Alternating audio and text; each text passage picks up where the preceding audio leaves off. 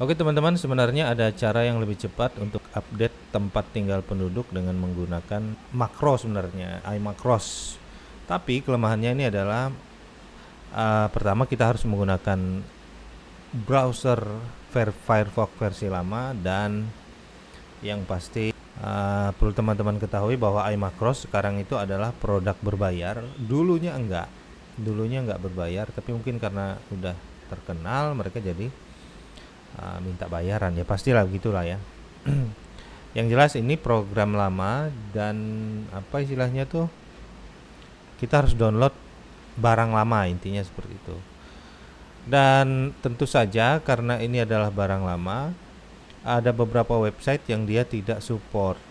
Jadi tapi untungnya untuk di update penduduk ini iMacros masih bisa. Dengan adanya aplikasi ini kita bisa melihat posisi di mana sih warga itu sebenarnya tinggal. Nah, sehingga kita tidak mereka-reka lagi lah, intinya di mana sih orangnya. Karena jujur saja, apalagi misalnya desanya besar, kampungnya besar, otomatis tidak akan kita bisa ketahui itu orangnya siapa, di mana sih dianya tinggal. Jadi seperti itu. Ini pentingnya meletakkan atau menentukan orang-orang itu tadi ke dalam sini ya, teman-teman ya.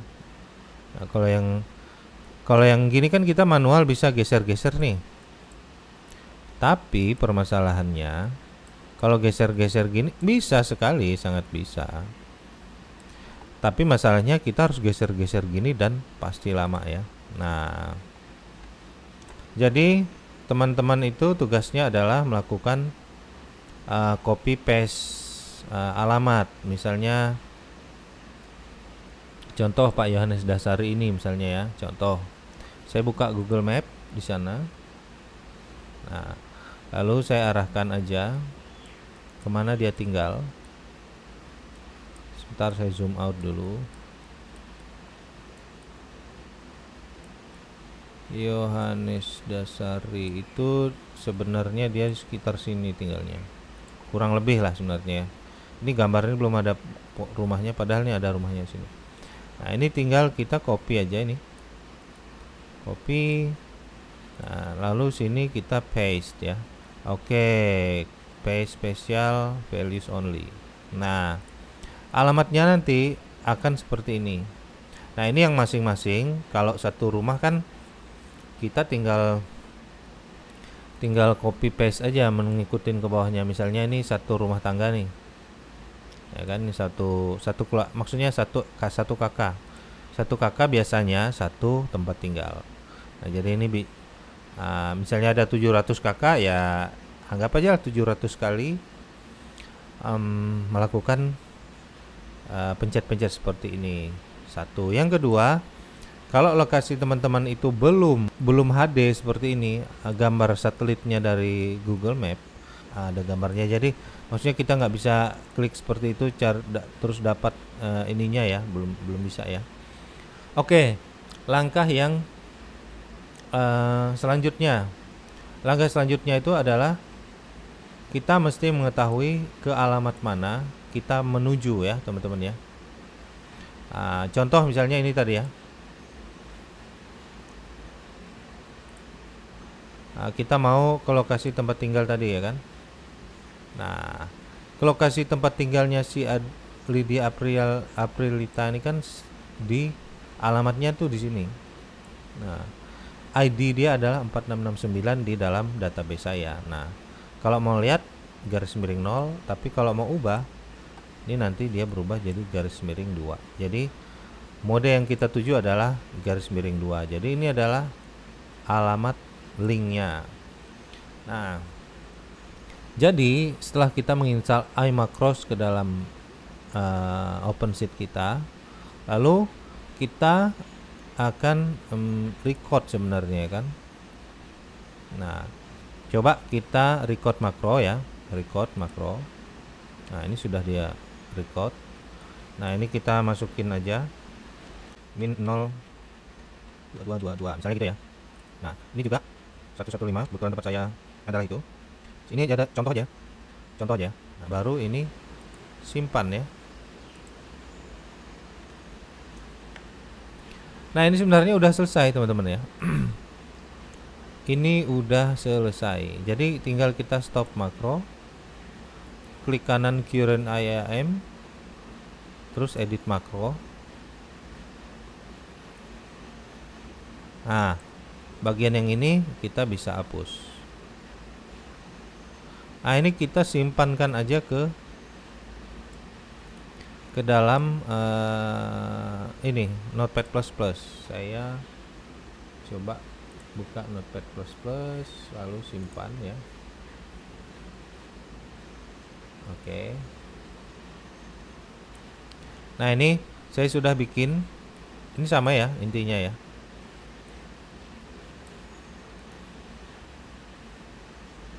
Nah, sekarang saya paste ke sini. Nah, ini saya sudah buatin ya teman-teman ya. Ini ada satu yang mesti kita hapus. Tag post div 2 nih. 2 row 2 baris ini kita hapus aja. Nah, sebenarnya cuman ini aja teman-teman yang bisa kita masukkan.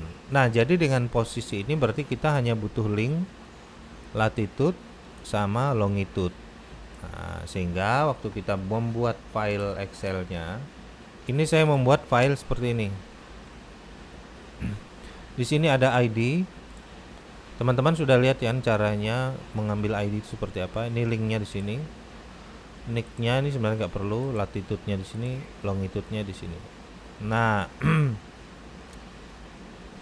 tapi satu yang teman-teman harus perhatikan. Bahwa semua data ini harus penduduk yang hidup. Maksudnya itu jangan sampai ada penduduk yang sudah pindah. Biasanya penduduk pindah itu tetap masih ada di dalam database karena dia tergantung dengan ID ya. Jadi dia masih tersimpan di dalam database kita. Dan penduduk yang sudah mati pun sebenarnya masih ada di dalam database. Nah, kalau ada orang-orang yang punya ID yang sudah pindah dan dia juga sudah mati, maka makro ini nggak bisa berjalan, dia akan error karena Oke guys, ini yang terjadi kalau kamu ada data yang maksudnya ada orang atau nick yang sebenarnya dia sudah pindah atau nggak lagi menjadi penduduk di kampung. Mungkin dia sudah meninggal atau dia sudah pindah. Nah, ini ya, runtime error element button specified by text simpan was not found. Jadi teman-teman harus memperhatikan bahwa ini semestinya hanya khusus orang-orang yang masih hidup teman-teman ya. Jadi saya sudah membuatkan kan teman-teman tuh nyari sendiri tuh nanti ya. Intinya teman-teman tuh nyari sendiri siapa orang-orang yang masih hidup ya kan. Contohnya adalah ini. Nah, di dalam database saya orang-orang yang masih hidup tuh adalah ini ya orang-orangnya. Nah, ini sebenarnya mirip dengan yang ini ya. Cuma hanya saya tambah. Ini saya copy sheet ini tadi menjadi sheet 2. Hanya saya tambahkan kolom URL, kolom latitude, kolom longitude, dan kolom simpan di ujung-ujungnya. Ini maksudnya supaya apa teman-teman? Ini untuk membantu kita di dalam mengerjakannya nanti. Oke, sekarang coba kita copy aja ini. Copy blok dulu sampai ke URL paling B764 kalau tempat saya. Ini saya copy. Nah, sekarang kita buka. Kan kita udah punya template nih. Template-nya adalah ini. Nah, kita mau menyamakan dengan template yang ini. Jadi intinya setiap